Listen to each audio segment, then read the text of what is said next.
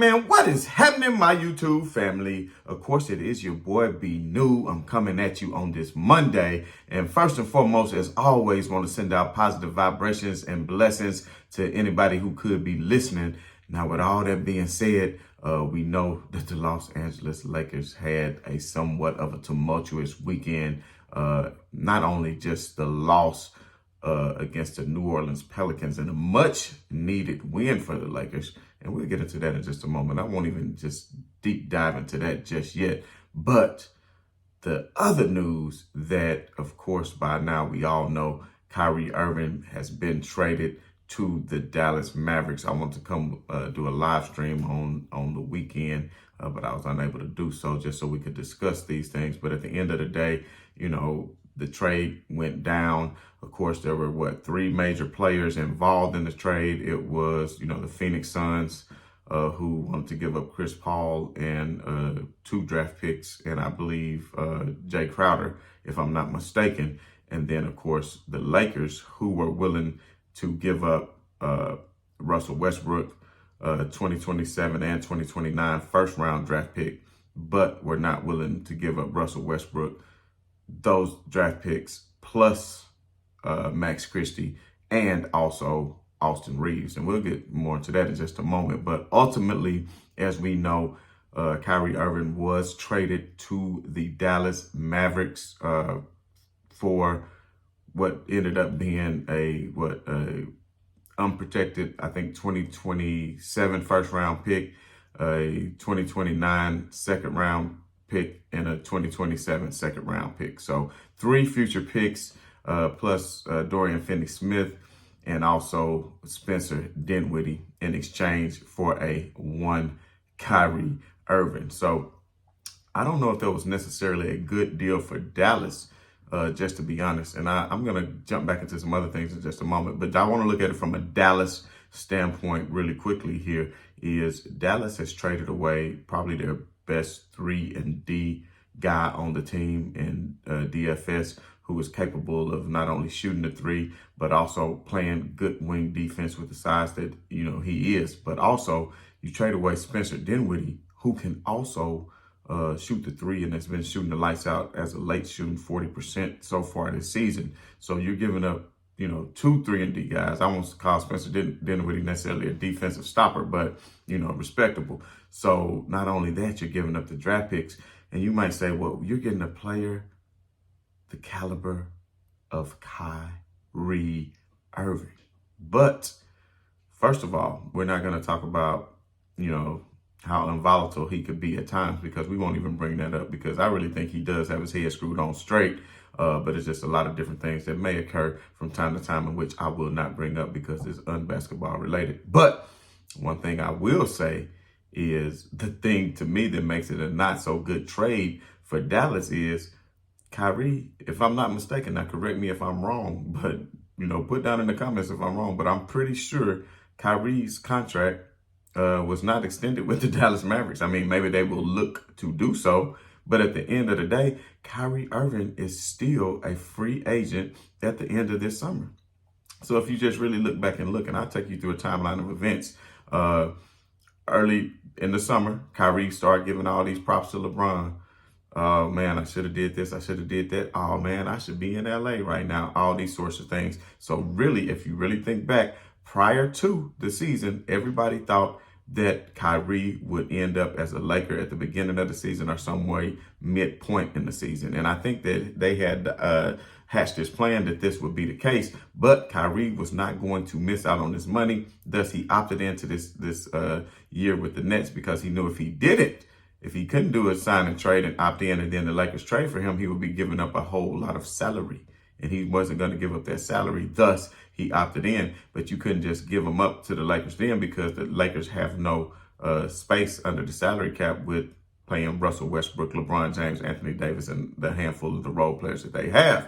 So, the only way they were going to do it was to eliminate Russell Westbrook from the equation at some point during the season, to eliminate that cap space and to allow for Kyrie Irving to come over. But it did not happen. Now, ultimately, let's say Kyrie goes down to Dallas and they play well together and they make a push. Maybe Kyrie will say, you know what? I'll stay down here. But ultimately, for whatever reason, I still think Kyrie has his eyes set on Los Angeles. And if the Lakers just stick it out and allow Russell Westbrook's contract to expire without trading him, then they're going to free up $45 million off their books, and they'll have plenty of room to sign Kyrie Irving if that is the case. If that's something that he would want to do. And I know that's looking to next season, but at the end of the day, it just didn't happen this year. So the Lakers can only hope for Dallas not to make it too far. But at the end of the day, I still think this Lakers team can not only make a trade, it'll be great if you can go out and get a player, somebody who can shoot threes, another shooter or something like that in a minor trade, I think would be great. But to give up Russell Westbrook, and in turn bring in more salary, I don't think that's necessarily the best move. Only reason because his contract is expiring. It's going to free up so much space. And if you really feel like you cannot make a move, I still feel like the Lakers can make a move in the playoffs as far as making a push. They have not been healthy. AD has been gone most of the season. LeBron has been gone, back and forth, having to carry the team. And of course, not to mention Austin Reeves has been out. Lonnie Walker's been out. If the Lakers could get fully healthy, now with the news that poor Steph Curry is going to be out for several weeks with a leg injury, that doesn't bode well for them to continue to rise in the rankings. I know Minnesota was able to pull one off last night because Denver basically rested their whole damn team to allow them to win.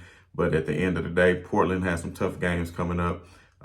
Phoenix will have some more tough games coming up. Minnesota, New Orleans, even though they bounced back, they came back even on the second night of a back-to-back. Having beaten the Lakers, I think that gave them some new revised energy for them to start to play like they were playing before, because Brandon Ingram, had missed a lot of games, and that was only his third or fourth game back against the Lakers. So he was really, trying to push forward. And I forgot who that was on last night, who they really took care of. I can't remember if it was the Utah Jazz, maybe. Either way it was, they beat somebody by like 40 points, I'm pretty sure. But like these teams that's so muddled up together, Minnesota Timberwolves, the Phoenix Suns, OKC Thunder, which the Lakers have an opportunity to take care of business against OKC tomorrow. Then they'll have a chance to take care of business. And the Lakers play down to competition. But to go back to that game, I like to place a lot of that loss, because the Lakers controlled that game really from the tip to almost the end. And then, Russell Westbrook bonehead play at the end of the third quarter, giving up the inbound pass. The Lakers were winning by 8. It would have been comfortably at least 6. They had 7 or 8 seconds to go back down and maybe even score and push it back up by 8 or even 9. But of course, bad inbounds play led to a deflection, leaving Alvarado open for a wide open 3, in which he connected and then cut the lead. It went from 8 to 3, just like that. And then I knew the Lakers were in trouble. And there was a game like that early in the year which that happened. And I think it may have been Indiana when they were at home. But either way, the Lakers cannot afford to do these things. But ultimately, I have to place this blame for that loss on Darvin Ham, because he played LeBron James and Anthony Davis way too many minutes. He didn't depend on his bench. You're talking about LeBron James played 39 minutes. Anthony Davis played 38 minutes. And, Brandon Ingram was sitting getting rest, and you still had LeBron and AD out there, not trusting in your bench. You could have had Thomas Bryant in. You could have had Gabriel in. Gabriel played for 6 minutes, and Thomas Bryant only played for 3 minutes.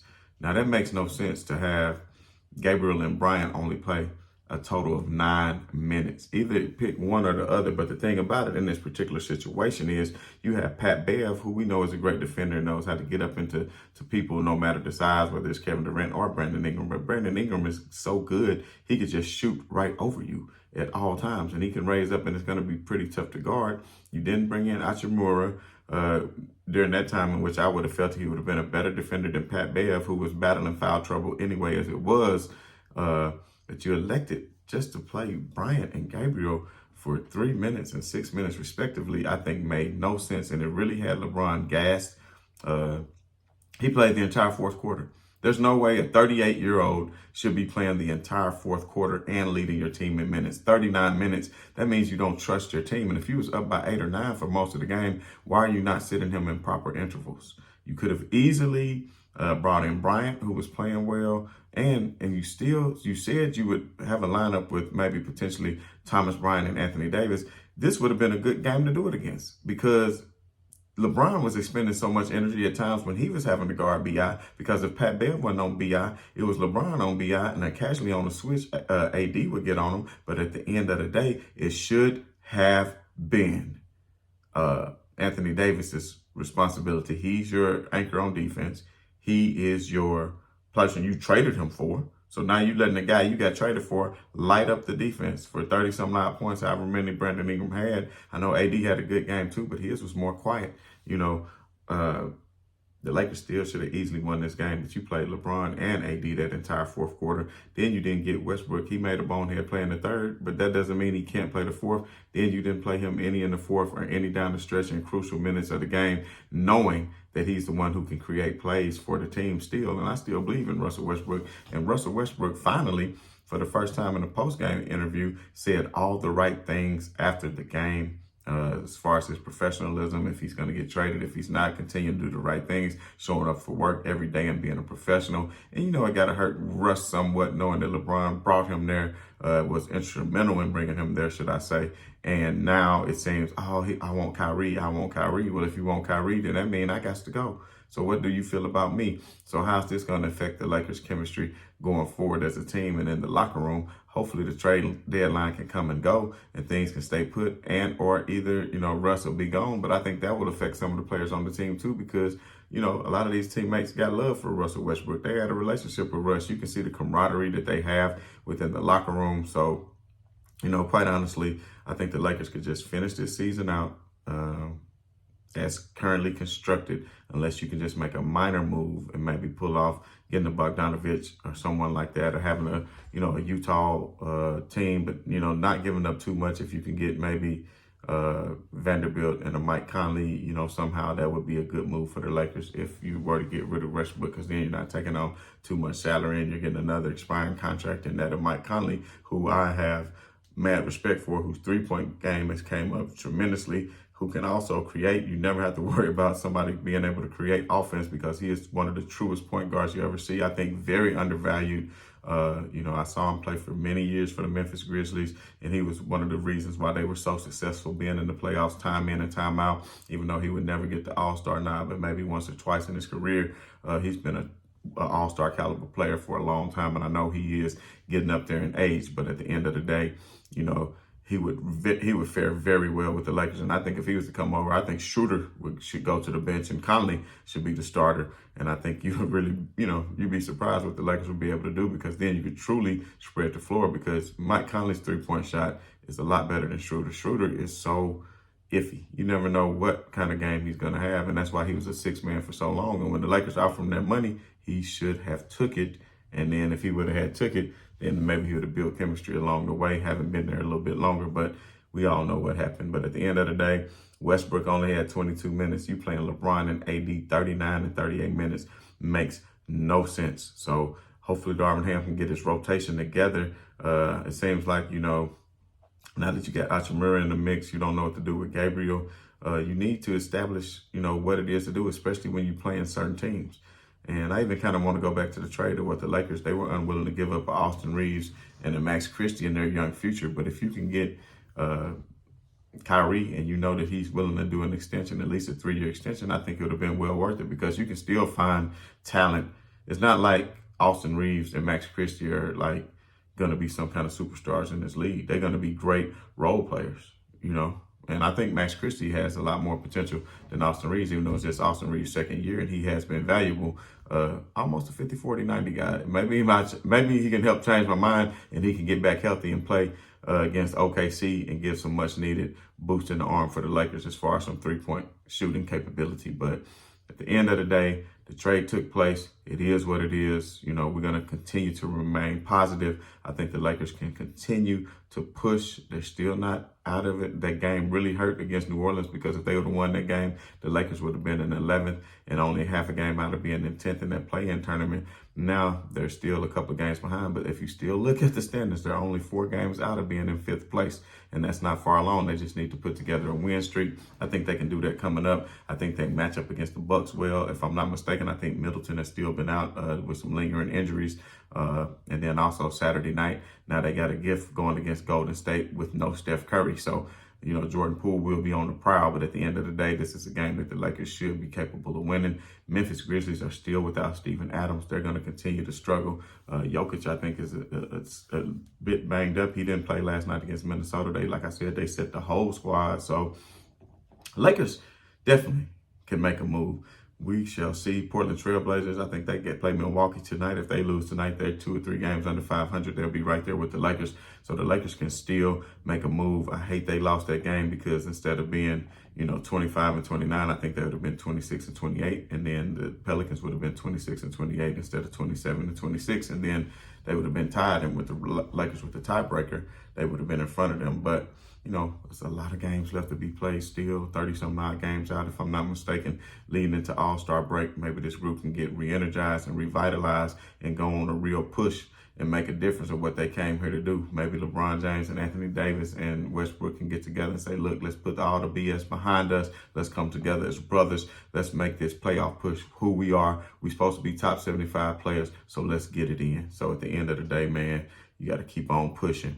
And, of course, I will be back live streaming tomorrow after the OKC game, especially if LeBron James breaks the record. We could talk some pregame stuff tomorrow as far as matchups against OKC and the Lakers. But as always, if you haven't done so already, hit that like, hit that share, hit that subscribe. Check out that merch at the store. New merch coming soon. I got some designs. It's going to be real dope, so I want y'all to check it out. But this is your boy saying be new. This is your boy Be New saying right on to the real, and much love to these haters.